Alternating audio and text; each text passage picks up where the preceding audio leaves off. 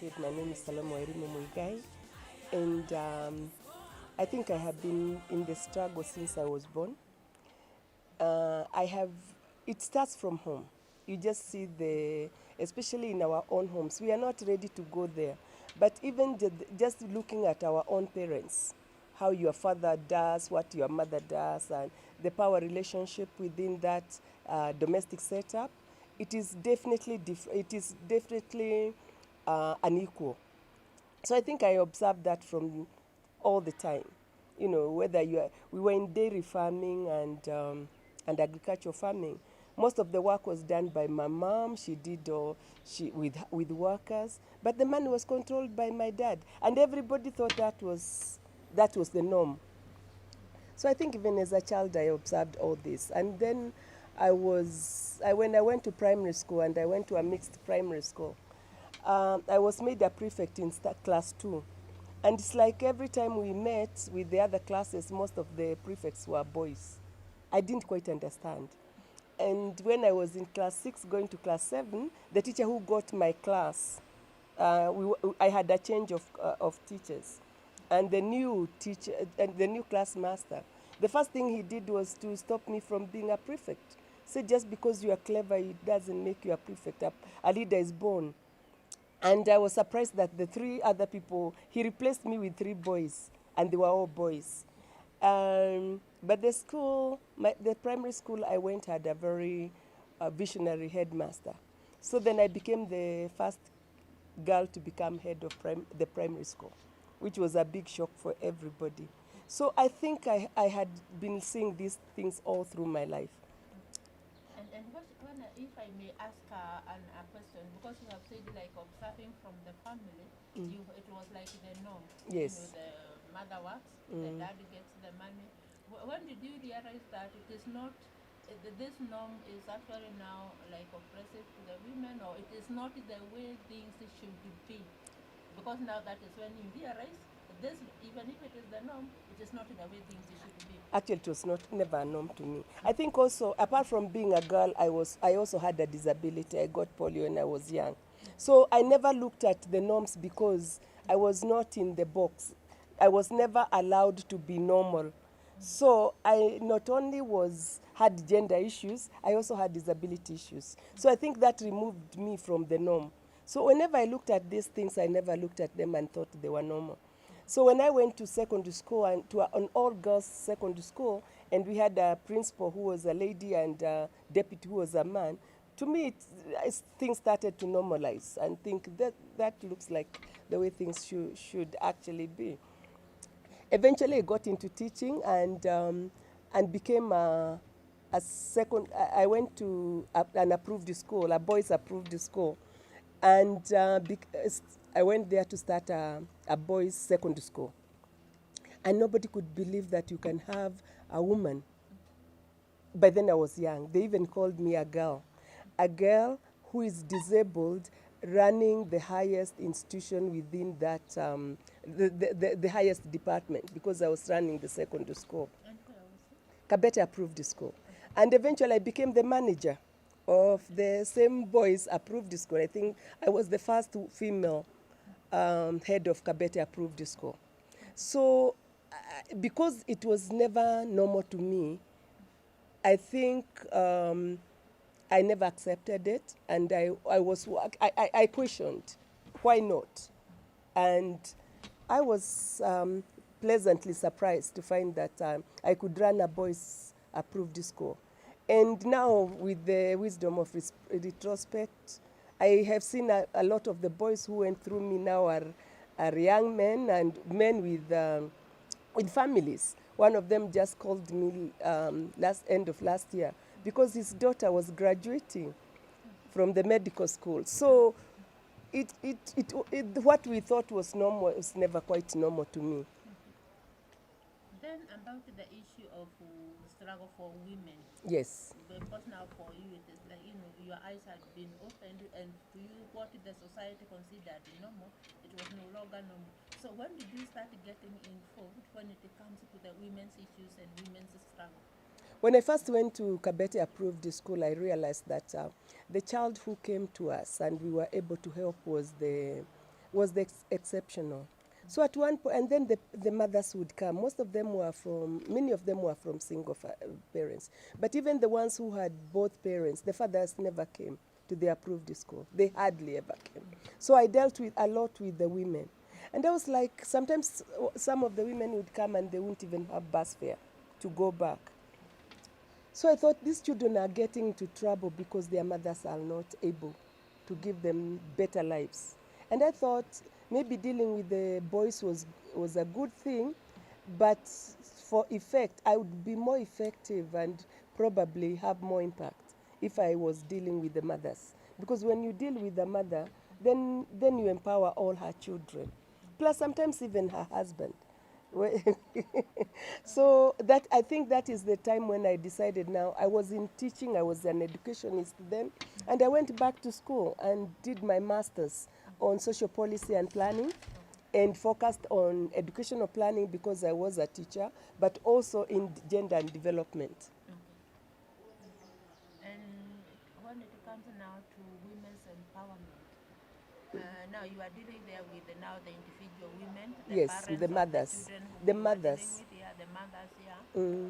Now, when did you start getting now directly involved in the struggle for gender equality? Okay. Now, I started working in 1978, and in 1980, that's when I came to Nairobi and moved to Kabete Approved School. And then 1985, we started the efforts to plan for the Nairobi UN meeting. And I was involved in that. I was in the education committee. And that is now what really opened my eyes. The preparation, looking at the challenges. Now I realized the challenges were much bigger than I had thought. And of course, being in social policy, I also realized that if you are not in the policy making, a lot of your issues are left out. And don't forget, as I said, I was not only having my gender issues left, I was also having my disability issues being left out. So I had this double prong challenge that was facing me. So as to answer in your question, the time now that my eyes were opened on all the dimensions, it was during the preparation for Nairobi 1985.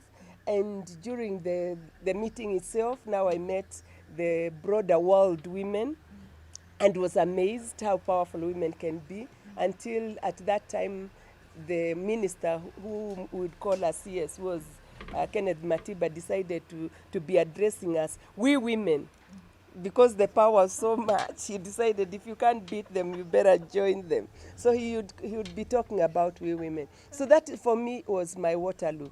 That's the time when my eyes were really open. So from 1985, I've never retreated. I've just moved forward to ensure that women get empowered, because also for me it's also an economic issue.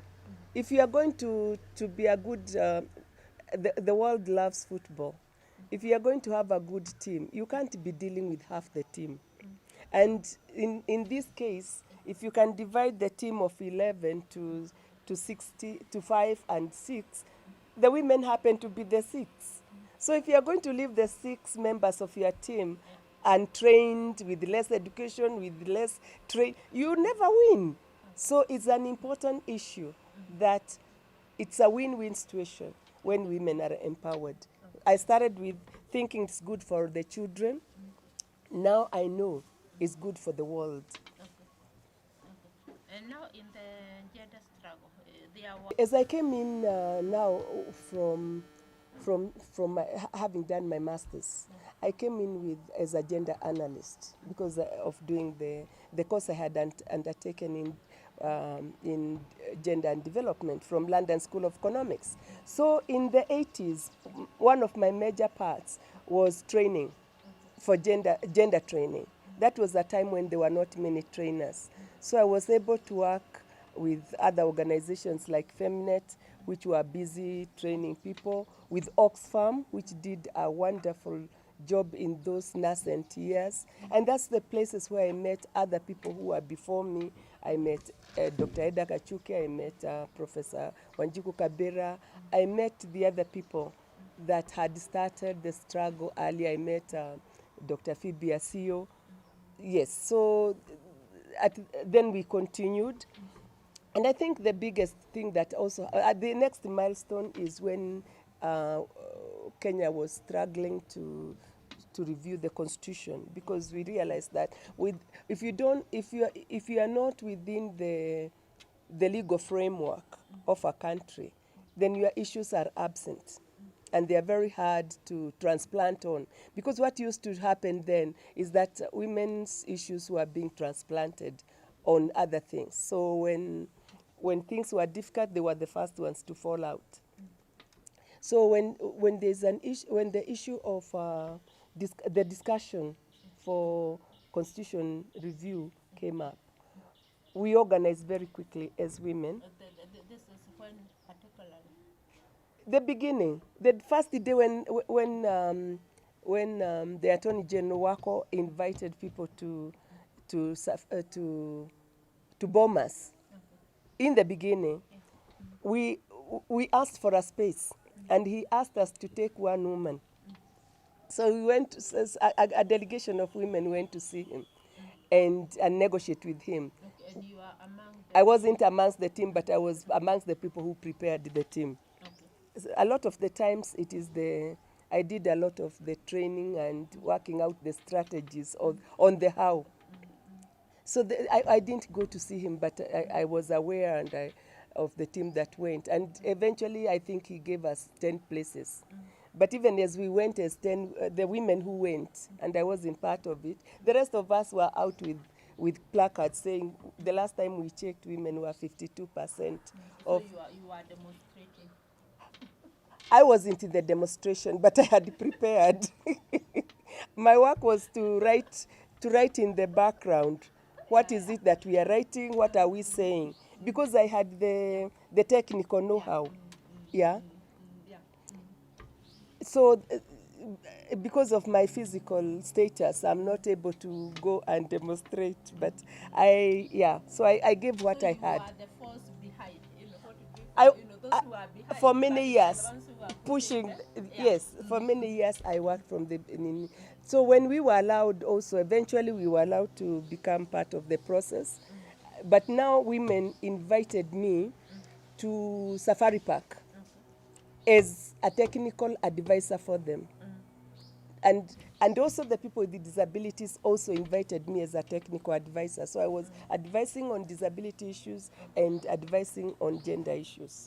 So so my entry was from the beginning of the constitutional review debate.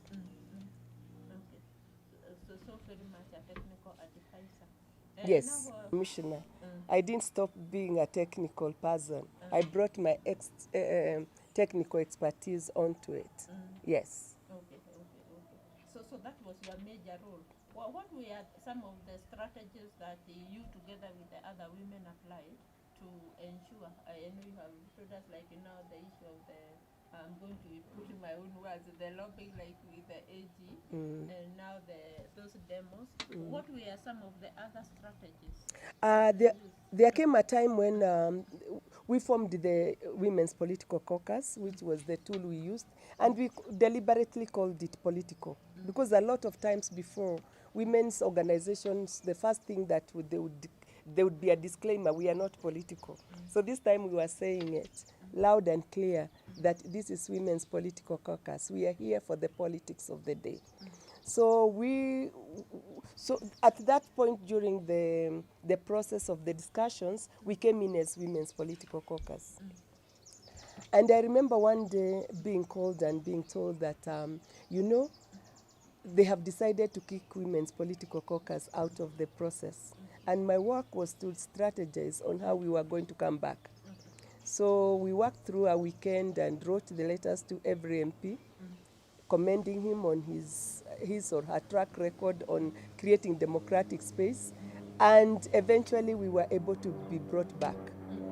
How were you brought back? It went to the floor of the parliament, and we as Women's Political Caucus had met every member of uh, of um, of parliament. So some of them supported us, others have supported us by omission. They didn't come to vote against us, and eventually the motion was lost to kick out the Women's Political Caucus. No, if I may ask, because I think that is part of the history that might still be missing. Yes. And why we are doing this interview is that there is a lot of information to the women, but which may not be documented. Yes. Like now, who we are moving the motion? Was it the government? It was the government of the day. It was the government of the day that was moving the motion. You see, what happened is that as the Do you remember the year when it was? I have that information. Yeah, Okay. somewhere. I may not remember, but I can have it checked. Okay. Yeah. So you see, the Women's Political Caucus, once we went to Safari Park and we were involved, we also even sat on the committees that that were negotiating even the act of parliament, the bill that was to go to parliament. And that for those things you probably need to talk to people like Abidari, Madakarua, I think Nancy Baraza, who are actually the technical, the lawyers in that group, to get to get it from. Those people are still here with us, thank God. So it's good to get everybody involved and hear their voices. So I don't know at what point. Then when we agreed that the political parties and other groups that were negotiating were going to give us the commissioners that were going to go into the first commission. And the women, because they were already prepared, just put out the ads, got their candidates, interviewed them, took them through a very democratic process of interviews. We had agreed on the women who are leaders, but they were not going to be part of the process. So therefore, they were the ones who become panelists because they don't have a conflict of interest. Then we got our 5 commissioners. I was one of them. I think Phoebe Asiyo was the other. Professor Wanjiku Kabira was another. Nancy Baraza. Those are names you have. Let me not spend all the time with information that you've got. Then I think somebody decided these women are too far away, too fast for us. And they decided that they didn't want anything to do with the women. They even took us to court and said these people who were chosen were not women leaders, they were busybodies and whatever. And we went through a court process, and the court decided no. When it listened to all sides of the case, and the judge said no, these women have been in this process from the beginning, and they have actually earned their place, and they have been democratically chosen because we had created procedures that they said the political parties didn't have. So I think looking at us, they didn't like what had happened, and they decided to get rid of us. But the court brought us back. But even they used Maendeleo ya Wanawake to take us to court. Then Maendeleo ya Wanawake apparently had an alternative list of their own commissioners. They said they were going to have 8 commissioners, 1 from each region. Surprisingly enough, my name was also in it. So I was in the prior and this other one. I think it was too short a time for them to find somebody with a disability who had followed the program. So these are the things that went. I don't remember them consecutively, but they were all happening very quickly together. So at one point I'm a technical advisor, the other time I'm commissioner, the other time I'm arranging how we go to lobby MPs. And the other time you are in court. And the other time I'm an accused in court. Okay. So in this struggle for women, women's Yes. empowerment, what would you say have been some of the key achievements? There have been many. There have been many. We are at a time, because we haven't gotten our 2/3 and we haven't gotten this. People feel as if we should be depressed. No, there are a lot of things to celebrate. One, when we first went to Parliament, when they were discussing women, the MPs would say they were gender experts because they are married to 4 women, and people would laugh. We would be laughed out of the Parliament. Now, if you go and talk about women's issues, nobody laughs. And when they laugh under the chair. They don't want to be seen. It has become a serious issue. In fact, for me, a milestone that showed that women had really moved was when we stopped being laughed as part of the 4 wives, to a time when, for them to deal with the not more than 2/3, not to implement it, the Attorney General had to go to the Supreme Court to ask for advice. That is a movement. Yeah? The issues have been moved from a laughing matter to the highest court.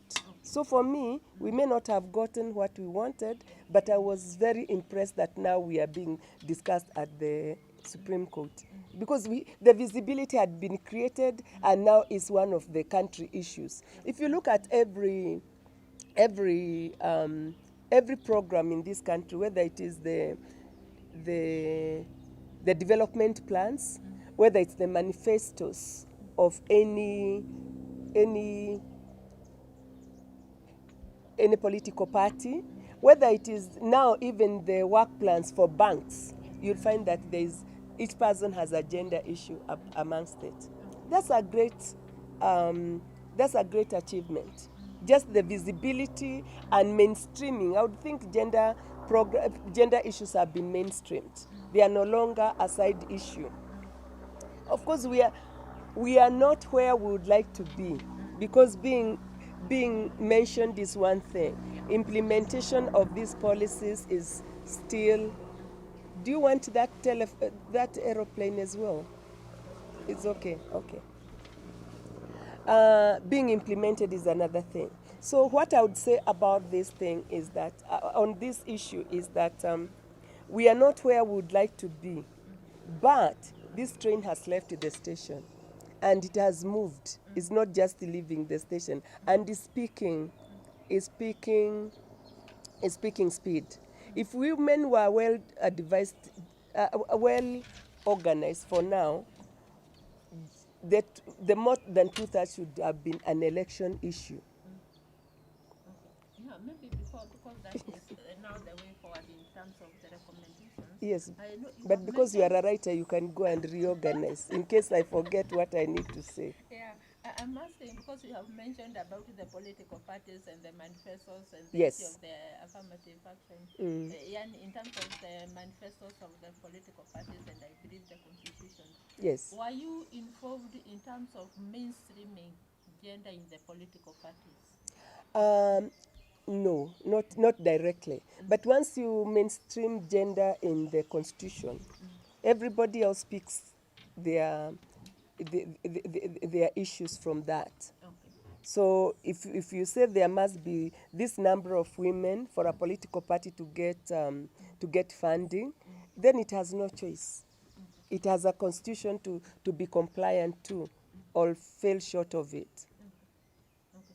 Then you have talked about maybe one of the challenges that we have the constitution and we have the issues of women, but the challenge is the implementation. Yes. What are some of the other challenges, maybe even like in the struggle which you went through, to bring us in terms of the gender equality and women's empowerment, to bring us where now you have said the train have left the station and Okay. now it is moving and moving in high speed.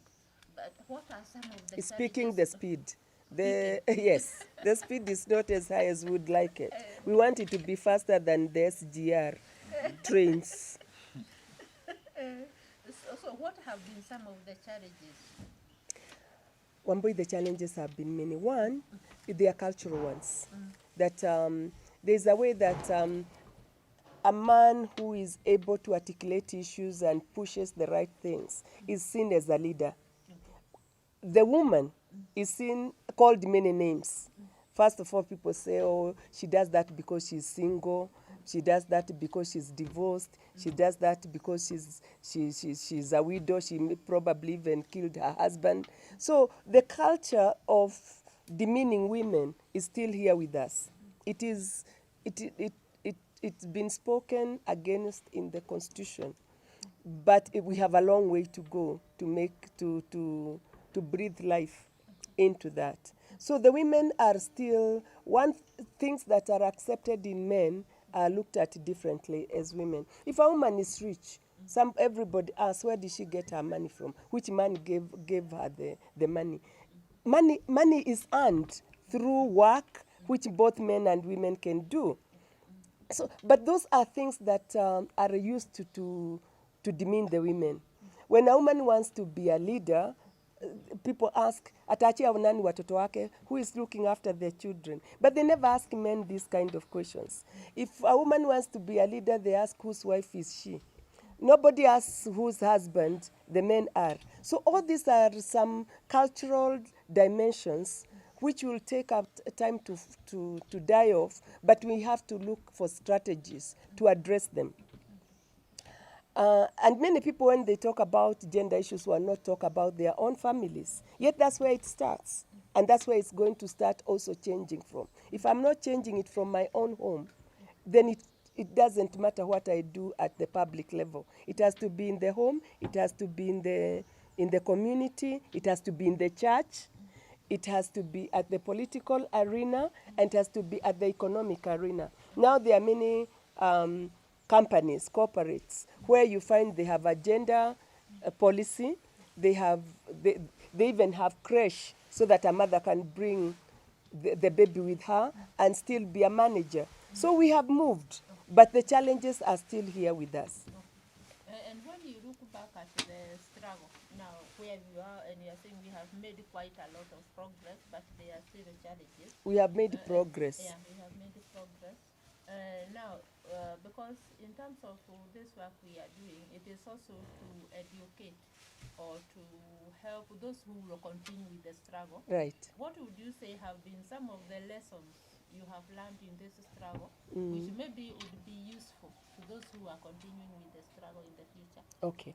For us, when we started the struggle, we started by training people in technical skills. Now we have many young women who are well-versed, they are well-educated, but we are not training them. So after they get the numbers, they don't know how to do any further analysis. We have to continue doing gender training, because then we give them.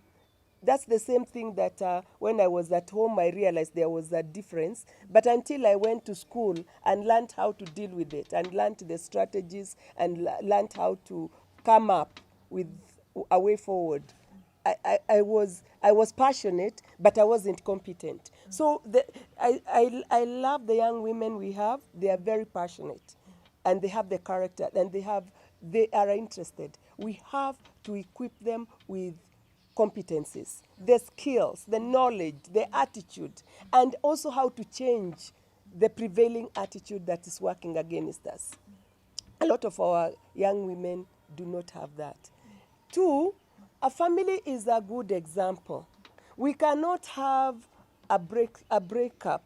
You see, in your family, in a good family, the ones we say are blessed. There's a grandmother, probably a great-grandmother and great-grandfather. There's a grandfather, there's a mother, there is the children, they are their children. So even in the women's movement, we need to build on these groups and make sure that we are not reinventing the wheel. Because when you have different generations, they will tell you, you'll come up with something and say, Baba, Mama, we tried that. It doesn't work. What we found work is this and that. So when we make a separation, that these are the old ones, now they are out, these are the young ones, they are in, they keep on repeating, reinventing the wheel. A good example I tell them is the way the Asian community works in this country. the father build from what he found his father doing, and the son comes and builds it. So they make greater progress economically than we do, because my father bought a plot which was 1/8, and I worked for another 40 years to buy my 1/8. If I had worked on what he had, I would move faster. And that's the same thing with women's movement. We do need to build on what is there and realize that there is enough work for all of us. We are a family. And there's the role of the grandmother, the great-grandmother, the mother, the auntie, the grandchild. And that's what we need to build. It becomes a pyramid. Generational helps us to learn, to use the lessons learned, and to look at, and to be able to recommend new ones. Issues. So that when we are struggling as women, we also bring in the youth and the people with disability as a whole community, not just now as the women with the disabilities and the youthful women, but the youth. The youth have the energy. And if we can have the youth, the women and the youth and people with disabilities and any other groups, then who remains on the other side? Wengi wape, usipowapa watachukua kwa wingi wa mikono yao. Kwa hivyo we need to build a movement that is it's unstoppable. What else? The other thing that we need to do is also hold people accountable. For example, if you are the manifesto of a political party said this is what they were going to do for women, we should hold them accountable before the next election. Tell us what you have done on this issue. I've been listening many debates. I haven't had the debate about women and what they said they were going to do. Let's hold them accountable. Because, in fact, in 2020, or the next one, when is the next election? 2022. Oh, 2022. Then the gender issue should be a big election issue. And women can do this. We have the numbers, we have the votes, we are the ones who give birth on election lines while we are going to elect people. They should be accountable to us. You still want some more? They refused. So I think in a half, the organizers said, okay, there's no meeting. And for 2 or 3 weeks or for a month, there was nothing happening. So the women had seen their Canaan, and no Red Sea was going to stop them. So they quickly met and decided to strategize on restarting the whole thing. So they decided every woman in the committee was going to talk to the leader of her church.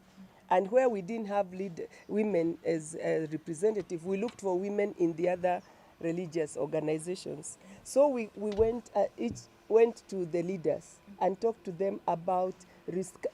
First of all, at that time, we just wanted them to facilitate a discussion between the stakeholders so that the discussion can go on. And we used to even draft the letters that they signed, and then even use our resources. Take it to Bishop Gitari to go and sign. Take it to Cardinal Tunga was not part of it. Who was it? Was it Bwana Dingi? Take it to Dingi. And they would ask us, are you sure the other leaders, the religious leaders will join us? And you say, you have agreed, yes, just hold on to yours. And other women would go to the other leaders. So eventually we got all the leaders together. They got the political parties together, and the political parties refused to come together. So the religious leaders decided, okay, we are going with the like minds. So the religious leaders started Ufungamano and invited the opposition and everybody else, including the women, minus now the KANU. And that's where the Ufungamano Commission, of the commissioners who had been agreed by the other stakeholders, except the KANU ones, now came together to form the first commission, what we used to call People's Commission, under Oki Ombaka and and was it Professor Wanjiku Kabira?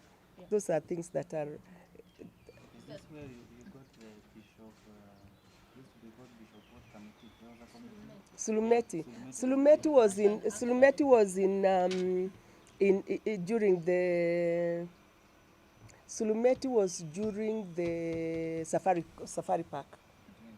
Yeah, so the people who will tell you about that is Martha Karua, because she was part of that, Nancy Baraza, and Wanjiku. Yeah. That was before. And now, because I hear there were two Ufungamanos, which one is this? Because when we met Martha yesterday, she told us there were two Ufungamanos. She was not part of one, but she was part of the other. There were not two Ufungamanos. Because there are five original commissioners. KANU was found flat-footed, and then they decided to call Kitoni, Priscilla. Is she Priscilla? Sipora. She was the chair of Maendeleo, to come and take these women to court and say nobody knew them, they were not leaders, they were whatever, and there was not. So it is KANU which took us to court. It was Maendeleo which fronted the taking us to court, but Mwenesi, Steve, was their lawyer, who was a KANU lawyer. So that's how the KANU showed its yes. And so that was not Ufungamano. That was KANU trying to get rid of the 5 commissioners, because they wanted, I think amongst those 5 commissioners there was no Kalenjin, and it was during Moi time. So and then somebody said that I was representing the Rift Valley because I come from Eldoret, and he was not going to have a woman, a Kikuyu, a disabled woman. He thought that was, people are doing madarau on him. So that one had to go. So Ufungamano is now when the religious leaders were not able to bring the political parties together. We had several meetings with them trying to facilitate a dialogue, to come to a common understanding. And it's the women facilitating. It is the religious people who are talking in front, but we have called the meeting, we have looked for the resources, we have paid for the place where they were to sit. If the person did not have a car, we have gone for him. And it's when they did not, that now the political parties were not able to come together, especially KANU, that now the Ufungamano was started by the religious people, the opposition, the women, and because they knew that it was the women who are doing it, I think that is when we had our day. There's nothing that Ufungamano was going to do without looking at gender dimensions. That is at the place, I think, where our gender issues were brought up. Mtoto akioga, akinawa, mwache akule na wazee. Tulikuwa tumesha nawa. Thank you very much. I think we have, even us, myself, We have learned quite a bit. a lot of the history, actually, sometimes Her story remains with the people. Yeah, her story. Yeah. Remains with the women, so it has not been brought to the forefront. Together, and then brought together where we can have the complete her story. Yeah. So, yeah. And this book should be called Her Story. You are not writing a history book. His story has been written a long time. And we have to be bold enough. You need madness to cause change. And I think women have been too sane. They need a bit of madness to really get the change to happen. Yeah, because things that don't work for you, now you have gotten used to my looking at whether your place is accessible, and knowing Salome is going to raise this hell, and it is a good time for me to go to the ladies. I'll come back when she's finished. I'm mad enough, and look at the changes. Yeah. But if you keep on being nice with the system that oppresses you, it's like being nice to someone who is stepping on your toe. Why should she leave? The toe is better than the cement. It's softer than the cement. So why shouldn't I keep on stepping on it? Yeah. So the women we have done well, but we need to be mad enough. Let me give you an example. One day, I was going to do a gender training at what is it called? The hotel next to Nairobi Hospital, Silver Spring. And I went, and for one day, I had talked to them about access for many years. So I have just come from the salon, I'm looking smart, my makeup is well done, I've looked for my best dress. And then now, I'm standing there and I can't go up those steps. And I'm like, I have spoken about this for so long. And they say, no, wacha nije nikusaidie, the security. I said, no, I don't want you to touch me. Go and get me the supervisor. So unsupervised circumstances. Oh, we are sorry, we'll do so. We are sorry. I stood there and I wouldn't go up. So my employer, the one I was training for, comes and says, Salome, you cannot come and create a scene here. I said, watch me. Create one. In fact, it's already in progress. The scene has been created. The Salome you want is the woman. And the woman will come into the hotel. But my disability has stopped the woman from getting to the gender issues. I'm dealing with my disability first, and there's nothing in common between you and me with this. So go and wait for me there. So Nani comes, Bida, we were in training with her.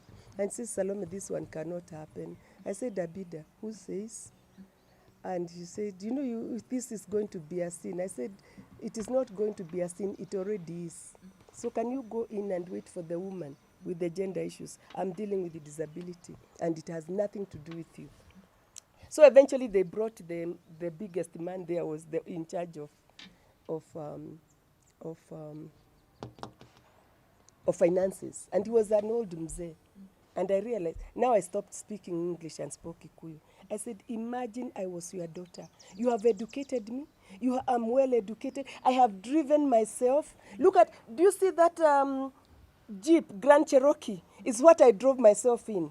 And you make it my situation to be having my hands held by whatever watchman I find at your hotel. Would you do it to your daughter? The mzee said, Mama, I've heard you. I think we have to make ukosea. You are right. If it was my daughter, I wouldn't have her. After that, to be held her hand by the watchman in order to come to a hotel, we'll do it. So eventually I lost the contract because I had created a scene. But do you know, the same person who had given me the contract called me one day and said, Salome, come. Silver Springs has got around. So the women have got to be ready to think, what are they ready to lose if this thing is serious enough? We have not been serious enough. The day we are mad enough, everybody will stop and listen. Don't let women be mad. You are right. Don't let women be mad. Because a woman can be mad until anashika mtoto wako anakugonga nae miguu. And you know how much that child means to her. So don't let her reach there. But the day we are, the world will stop and listen. Yeah. So your last Parting shot. I'm very excited about the situation that we are in now, especially since we seem to be making 4 steps ahead and somebody tries to take us backwards. The thing is, don't allow ourselves to go backwards.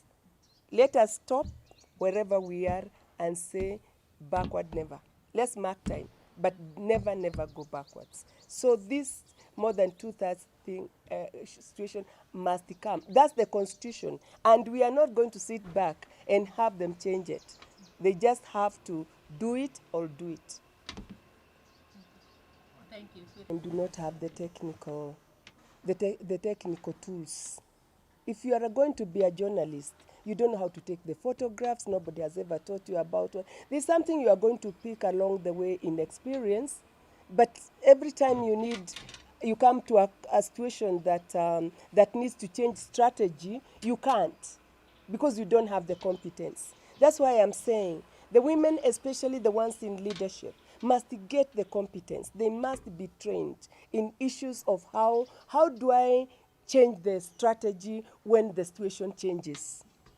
And not only be trained for a week and then you're a gender expert. Let's really, even the women organizations, can we send girls, young men to do gender analysis so that they come back with competencies that will be able to sit back and start apps, innovation in this day and age. If you don't know your subject, you can't innovate on it. So that's, I think, where we have gone wrong. Maendeleo Wanawake has done very well in where it was, but a lot of it was not, didn't have technical dimensions. Maendeleo Wanawake for a long time dealt with what we called practical gender needs.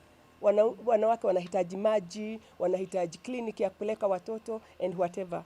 Now the other movement comes with its strategic gender needs. What makes the difference?